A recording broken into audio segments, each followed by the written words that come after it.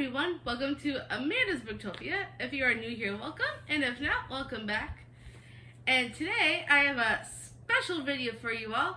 You are the ones that get to choose which of these books I read coming up in December, and you can only pick one because I already have some reading plans and I only have enough room for one of these. If this goes well, maybe I'll continue to do this throughout the following year, because it sounds like a ton of fun where you get to choose what I read. And the only books you get to choose from are my Book of the Month books that I have not yet read. I have read some, however I have a ton that I have not gotten to yet. And so you, the viewer, are going to help me choose by voting on one of these books. And the highest voted book is what I'll read. I want to dive right into these books because there is a lot. So let's go through the ones that I have not yet read, and I'll tell you a little bit about each one. So we're going to go right into the books. One of the books that I have from Book of the Month is The Circus Train.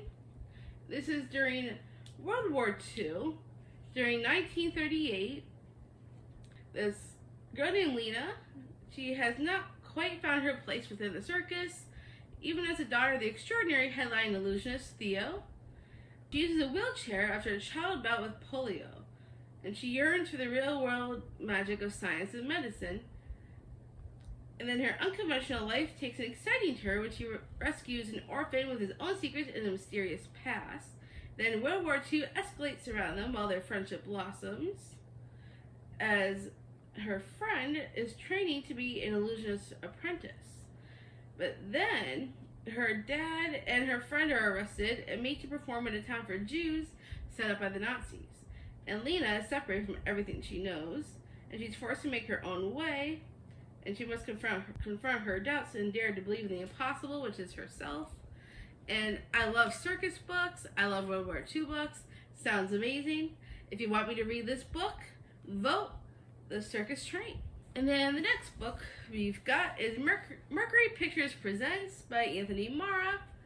This is a little bit about, also during, sort of during World War II as well. It says the epic tale of a brilliant woman who must reinvent herself to survive, moving from Mussolini's Italy to 1940s Los Angeles, a timeless story of love, deceit, and sacrifice from the award-winning author of A Constellation of Vital Phenomena. So basically this woman goes to Hollywood to outrun her past. She immigrates to LA after her father's arrest. And 15 years later, when America enters into World War II, she's an associate producer of Mercury Pictures. She tries to keep her personal and professional lives from falling apart. Her mom won't speak to her. Her boss has been summoned to Washington by investigators, and her boyfriend can't escape the studio's narrow typecasting because he's Chinese American, and she's teetering on the verge of bankruptcy. And it's all about like Hollywood during the time of World War II, and it sounds so fascinating, and I definitely would want to get to this at some point. So if you want me to read this one, vote for Mercury Pictures Presents. And then the next book I have for you to choose from is Immortal Lones by Chloe Gong. This is, oh, I didn't realize it's an adult. Okay, it's an adult book inspired by Shakespeare's Antony and Cleopatra. It's fantasy, and there's a set of deadly games. So if you want me to read this book, vote for Immortal Lones. The next one we've got is The Wishing Game by Meg Schaefer. This is very similar to Willy Wonka and the Chocolate Factory. It says years ago, a reclusive mega best-selling author quit writing under mysterious circumstances. Suddenly, he resurfaces with a brand new book in a one-of-a-kind competition, offering a prize that will change the winner's life. Make a wish. So, if you want me to read The Wishing Game, vote for The Wishing Game. And then the next book we've got is Gone Tonight by Sarah Buchanan. All I know is that it's a domestic thriller about this mom who's 41 and she's trying to protect her daughter, Catherine, and they don't. It's asking how well do they really know each other, and it's like a mother and daughter relationship, and they begin this dance of deception, and who does the darkness lie within. So it definitely sounds very much like a domestic thriller to me with a mother-daughter relationship. Sounds interesting. So if you want me to read this one, vote for Gone Tonight by Sarah Buchanan. And then the next book we've got is The Unmaking of June by Adrienne Young. I have been wanting to read this ever since it came to Book of the Month, because it sounds so good. I believe this is paranormal, as June is being raised by her grandmother, and she's hearing and seeing things that aren't there, and she's determined to end the curse once and for all, even if she must sacrifice the hope of love and a family of her own. And after her grandmother's death, she discovers a series of cryptic clues regarding her mother's disappearance, except they only lead to more questions. And the next time, there's hallucinations. Well, she thought it was a hallucination. And all kinds of very interesting stuff going on in this book. So if you want me to read this book, vote for The Unmaking of June. And then the next one we've got is The Last Word by Taylor Adams. This is about a woman who writes a 1-star review on this author's book, and then the author does not like what she wrote about his book, so he gets all stalkerish and goes after her, and sounds very thrillery to me. And I definitely want to get to this book at some point, and it sounds so interesting reading it from like the perspective of someone who writes a 1-star review. I recently did myself, so I'm hoping that author doesn't come after me. But it sounds so interesting, and I definitely want to read this. So if you want me to read this book, vote for The Last Word. Next one we've got is Breathless by Amy McCulloch. I already plan on reading this in December, so if you vote for this one, I will definitely be reading it regardless. So I kind of hope people do vote for this one, because that makes it so much easier for me. However, sometimes it doesn't end up that way. But I'm hoping, crossing my fingers. This one is an outdoor thriller. He's going to these mountains, and it's a very isolated setting.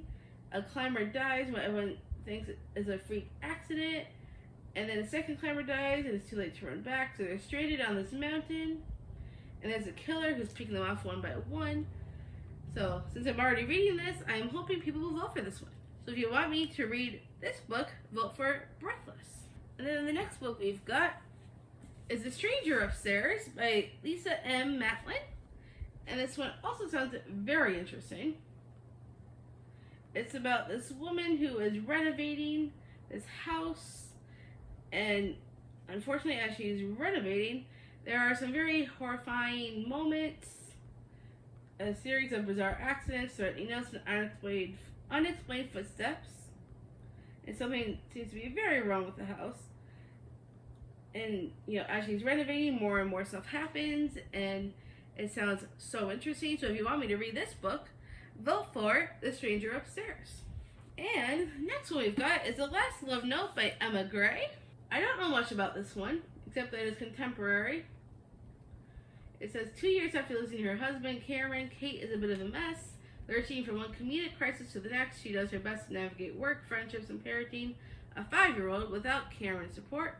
When a flight diversion on a business trip unexpectedly leaves her stranded in a beach town in Australia, Kate finally has a chance to process her grief.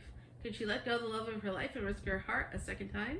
So if you want me to read this one, vote for The Last Love Note. And the next one we've got is Lessons in Chemistry by Bonnie Garvis. This one is also being made, I'm not sure if it's a show or a movie, being made for Apple TV. And I definitely want to check that out. But this is about this woman in the 1960s, and where there's an all-male team, and when it comes to chemistry, this woman is a chemist, and she's very isolated because back that time, they wanted women to be like housekeepers, like womanly type chores.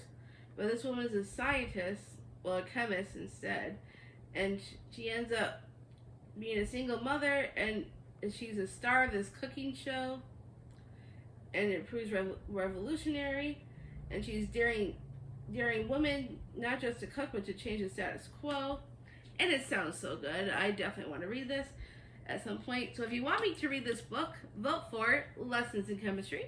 And the next book we've got is Spells for Forgetting by Adrienne Young. And I don't know much about this, except I think it's fantasy. I guess Emery Blackwood's life was changed forever the night her best friend was found dead and the love of her life was accused of murdering her. And years later, she is doing what her teenage self swore she never would, living a quiet existence on the misty remote shores of this island and running her family's business. And the island begins to show signs of strange happenings, and she knows that something is coming. More stuff happens with people dying, and someone thinks this person is a murderer. And then August has to come back and find out who turned their backs on him and face the one wound from his past that has never healed. So there's, I guess, some fantasy, some mystery thriller elements. So it sounds really good. I've heard excellent things about this book, so I definitely want to read this at some point. So if you want me to read this one, make sure you vote for Spells for Forgetting. And the next book you've got is The Last Russian Doll by Kristen Loesch. I think that's how you pronounce that. And this is a book from 1917 Revolution. It's the Siege of Leningrad. And during the historical, it's like a historical book basically. And this takes place in Moscow, Russia.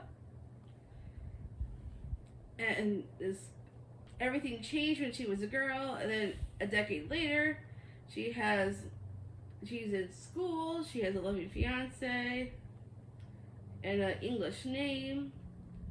And after her mom dies, she returns to Russia, armed with little more than her mother's strange folklore and a single key, and she uncovers a whole bunch of devastating family history that spans during that time of revolution in 1917. So it sounds so good and right up my alley, and I definitely want to read this at some point. So if you want me to read this book, make sure you vote for The Last Russian Doll.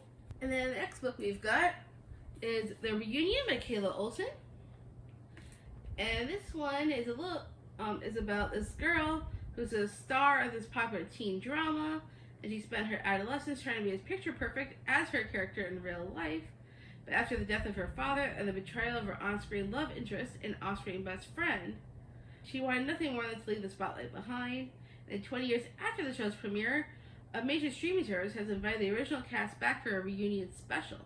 So she's happy to be back on set, and her love interest from the show has only gotten better with age, and they quickly fall back into their old rhythms, rediscovering what had drawn them together decades before, and realizing that their feelings for one another were not merely scripted.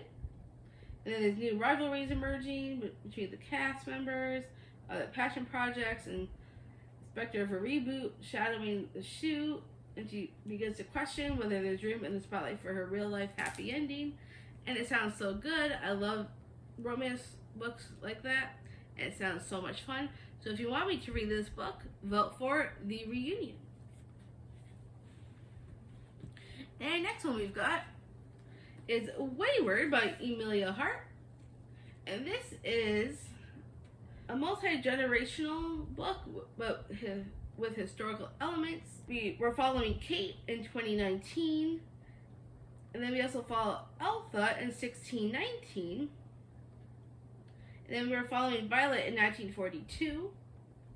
So there's all these different generations that we're following, and we're following these women across 5 centuries, and what happens with these girls. Kate from 2019, her great aunt has a secret that she needs to find out. In 1619, Alpha is awaiting trial for the murder of a local farmer who was stampeded to death by his herd. And then in 1942, Violet is trapped in her family's estate as World War II rages, and she is straight-jacketed by a social convention. She longs for the robust education her brother receives, and her mom, who is long deceased, was rumored to have gone mad before her death. And the only traces Violet has of her are a locket bearing the initial W and the word Wayward scratched into the baseboard of her bedroom. So we're following the three girls during those time periods, and it sounds so fascinating. I definitely want to read this. So if you want me to read this book, vote for Wayward. And then the next one we've got is None of Us is True. None of This is True, my bad, by Lisa Jewell. And this is a thriller. I have never read her books before, either. Even though I know she's had some really popular ones.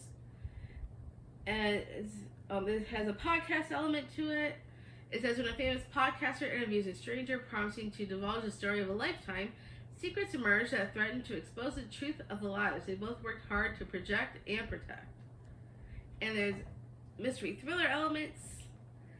And the podcast element, it sounds so interesting. I have read other books with podcast elements that I've enjoyed. And so I really want to give this book a shot. So if you want me to read this book, vote for None of This is True. And then the next one we've got is Survive the Night by Riley Sager. I have heard mixed reviews on this one. Very mixed. More not so good. But I know this is about this character named Charlie. I'm not sure if it's a girl or a guy. Oh, it's a guy. So, oh wait, no. Maybe not. Oh, she. Charlie's a she. My bad. And she hitchhikes with this guy named Josh. And then when she does, she's worried that this driver is very suspicious. And, you know, Harry doesn't want her to see in the trunk. And then she starts getting anxious, thinking she's sharing the car with the campus killer. And so it's supposed to be very terrifying that she has nowhere to run and no way to call for help. She's trapped in this terrifying game of cat and mouse.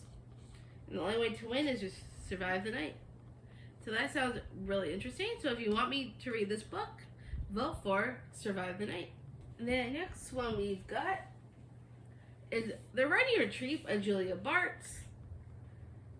This is a little bit about this woman named Alex, and she's going on this writing retreat. And there's this opportunity where she can attend an exclusive months-long writing retreat at this place by this horror writer, Rosa Vallow. And then when she gets there, a bombshell is dropped. They must all complete an entire novel from scratch during the next month. And the best author out of those manuscripts, the best one will get a life-changing 7-figure publishing deal. And so she tries to buckle down and work on this book. And as she does so, there's a lot of erratic behavior by Rosa and mind games, and the mansion's supposedly haunted, and one of the writers vanishes during a snowstorm, and so she thinks something very sinister is afoot. So a lot of crazy things are supposed to happen in this book. I've heard great things. So if you want me to read this book, make sure you vote for The Writing Retreat. And then, not exactly the next, but the last book. This is the last one that you can vote for. And that is What Lies in the Woods by Kate Alice Marshall. I have heard mixed reviews, mostly good. But it says they were loving when they sent the killer to prison. They were heroes, but they were liars. So these girls, 22 years ago, her best friends, they used to do all kinds of things in the woods. And then it was her sanctuary, and it was shattered when Naomi was attacked, one of the girls. And she actually survived. And then the girl's testimony put a serial killer away for murdering 6 women. And then it says they were heroes, but they were liars. And for decades, the friends have kept a secret that might be worth killing for hidden in the forest. But now one of the girls wants to tell the whole story, but then she goes missing, and Naomi sets out to find out what really happened in the woods, no matter how dangerous the truth turns out to be. And it sounds really, really good. I do want to get to this one because I want to find out if I like it as much as some others. So if you want me to read this book, make sure you vote for it, What Lies in the Woods. And that is all the books you could vote for. I don't think I numbered them. I don't remember how many exactly are there. But if you you get to vote on any of these books, and I have to read the most voted book, the number one book, for December. And then we will do this again in January if people enjoy doing this. So if you like being able to vote and you want to stick around for more bookish content from me and hopefully vote some more in the new year, make sure you smash that subscribe button down below. If you enjoyed voting for any of these books, make sure you give me a big thumbs up because that really helps my channel. And I really hope to see you all next time.